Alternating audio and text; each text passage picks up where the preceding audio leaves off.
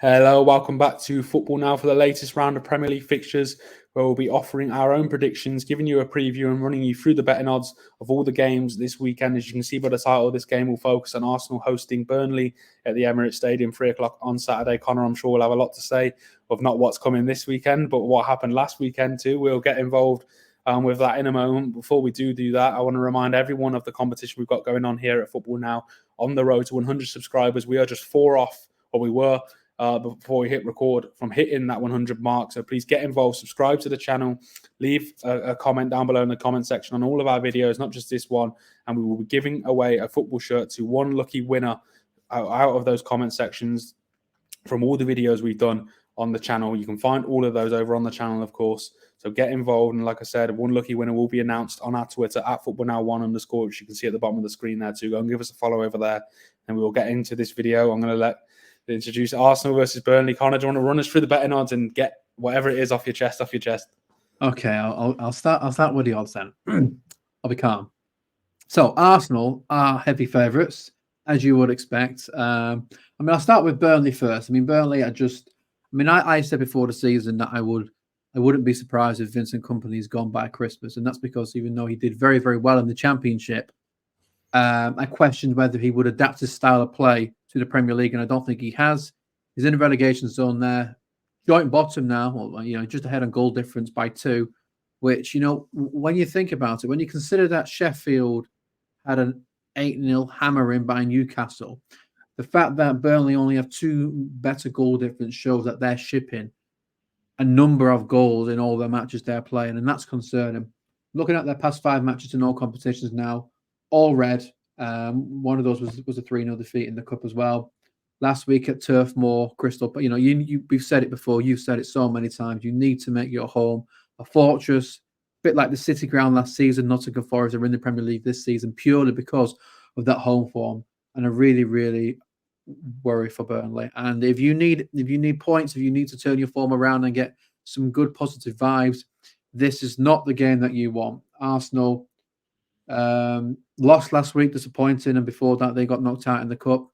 But this is the sort of game where they'll be thinking 3-4, 5-0.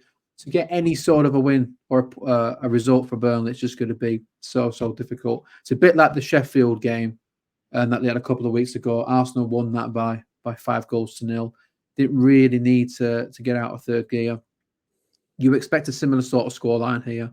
I know I've said in previous videos that when you see odds like 16-1 in any Premier League game, it's always worth something, but I just don't think it is. I'm just not seeing anything from Burnley to suggest that they can do anything, and Arsenal bounced back yesterday in the Champions League, beat Sevilla 2-0 at the Emirates, so they've pretty much secured their path through now to the last 16.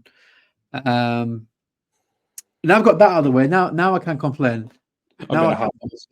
Last week, Arsenal were disappointing against Newcastle.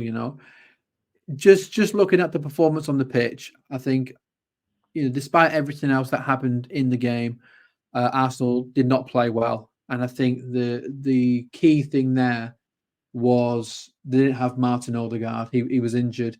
We didn't have Odegaard. Where's the creativity coming from? It was an unfortunate thing that, we lost Smith Rowe and Martin Odegaard at the exact same time. Martin Odegaard is still out by the looks of it, as is Smith Rowe. I know Smith Rowe is going to be out for a few weeks. So that is my one concern for Arsenal moving forward. I don't think it's going to affect them in this game. But when you don't have that creativity, you are going to struggle to create chances. And I don't think we have that sort of striker where it's one chance, one goal. But aside from that, and I'm going to keep it brief because I feel like this can be a video in itself. Yeah. Why is it that Gary Neville and Jamie Carragher and Michael Owen all of a sudden are defending PGMOL and the referees to the death? Now, it has been brought to my attention that Michael Owen and Gary Neville seem to put out a similar sort of tweet at a similar sort of time when defending the referees. And I have heard from a former Premier League referee that 2 people who work for Sky have been told by PGMOL to ease back on the referees. Now, that's just the information that I've heard, and that's all I'm saying on the matter. Take me to court if you like, sue me. But Arteta has a point. And, regardless of your opinion, even if you are the strongest supporter of the referees, as much as you're allowed to voice your opinion on that, Arsenal Football Club, Liverpool Football Club, Mikel Arteta, and anybody else is allowed to voice an opinion the other way. But no, we can't go down. As soon as someone speaks out about it, like Mikel Arteta, it's sour grapes, it's complaining, it's disrespectful, blah, blah, blah, blah, blah. I'm going to hand it over to you because I'm getting angry. I can feel the red coming into my face. And the doctor told me to keep a lid on this. Well, I don't think it's a coincidence that the three pundits I've seen standing next to Howard Webb this season in the studio are Michael Owen, Jamie Carragher, and Gary Neville. So, what I'm saying, make of that what you will. It's just the ongoing theme of this season, isn't it? We've already done one video, like I said. I mentioned in one of the other videos, we're probably going to do another one. So, like you said, we would probably keep this brief because we could, not like we haven't got enough material to work with. We could do a video per team with VAR probably this season and still have enough, for a 30, 40-minute video. It was strange. Newcastle obviously is never the easiest place to go. Anyway, let's make that it's a difficult place to go, especially right now. They are really flying. So, like you said, the performance from Arsenal. You were missing key players like Odegaard, etc. I didn't watch the game. I've seen the highlights since, obviously. Mate, if you stick Crime Watch on, they'll show it on there. It was an absolute robbery. Yeah, I've seen the clips of Guimaraes and obviously the goal and elbowed him. You see it in MMA. Yeah. Just watching it. Yeah. It was a strange one. Like I said, I think we're going to do a video on this, so we'll probably keep that there for now. I don't want to wind Connor up anymore over because I think a fist might come flying through my screen. What are you talking about, Carl? Yeah. Heading into this game, Burnley, I'm looking at the list, like you mentioned, injuries there for Arsenal. Obviously, Timber injured at the start of the season now. Smith Rowe, Odegaard, and Jesus also ruled out, and Thomas Partey. I think it came out this week, didn't it, Connor, that he could be out to the new year now, Thomas Partey. Yeah, it's not as big of a loss now that we've got Declan Rice in, but Partey can play with Rice because he's a quality player.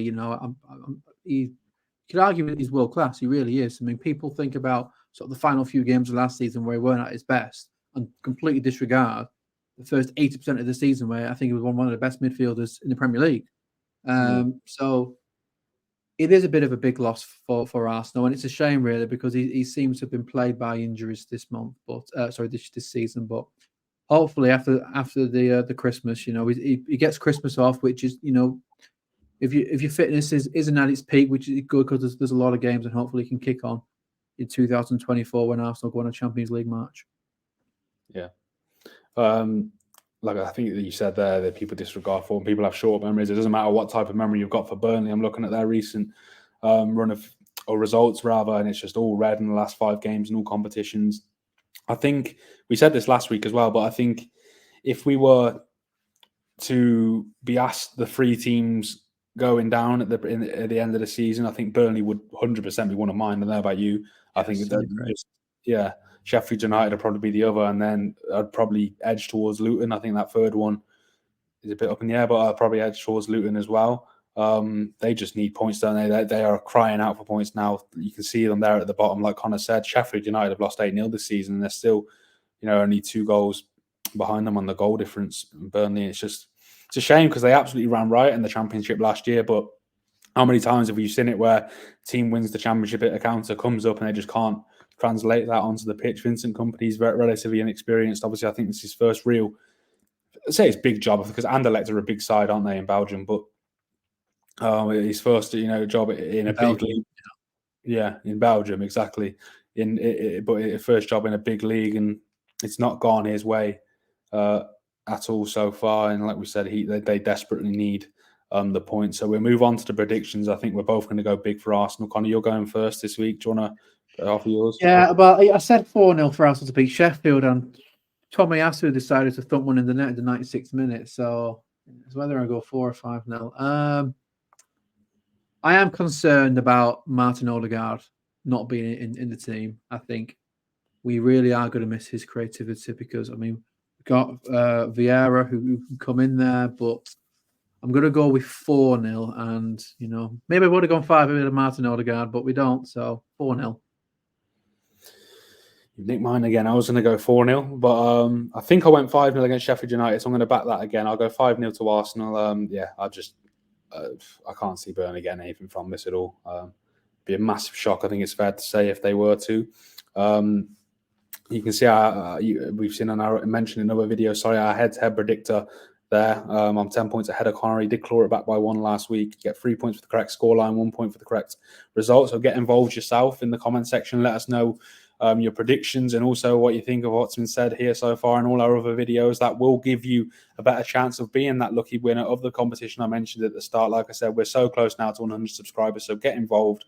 Follow the Twitter as well at footballnow1_, and the decision will be coming imminently. I expect, hopefully, Connor, the next side of after the weekend, we will be hitting that 100 mark, if not sooner. So, like I said, get involved, support the channel. You'll see all our videos from all the other games this weekend as well over on the channel, and an impending VAR review, let's say, video part 2 coming on the channel too. So yeah, there you go. So stay tuned for that. If you hit subscribe, obviously it will be coming up in your YouTube feed. So thank you everyone for the support so far. That concludes our video for Arsenal versus Burnley, and we'll carry on to the next game on Saturday. See you over there.